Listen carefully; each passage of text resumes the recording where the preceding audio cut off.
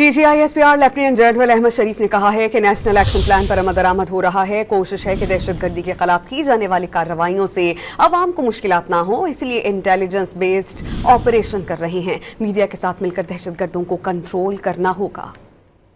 देखिए, national action plan की जिनकी जिस सेक्रेटरी साहब ने बात की, this is completely in place. उसमें इंप्रूवमेंट हमेशा होती है, हर चीज में इंप्रूवमेंट की गुंजाइश होती है।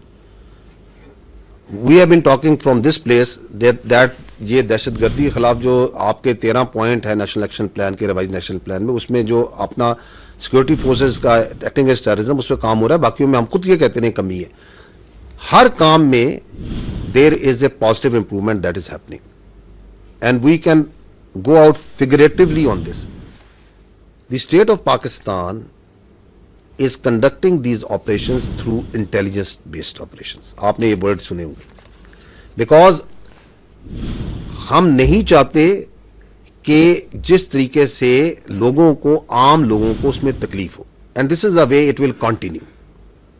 It's going to continue in the shape of these intelligence based operations which are becoming more effective day by day. और इसके अंदर आपका मीडिया का बड़ा इंपॉर्टेंट रोल है, सोसाइटी का बड़ा इंपॉर्टेंट रोल है, and that is to disseminate with logic with facts कि ये जो दहशतगर्दी है इसके पीछे कोई नजरिया नहीं है, इसके पीछे सिर्फ एक हिंदुस्तान की अजारादारी की ख्वाहिश है।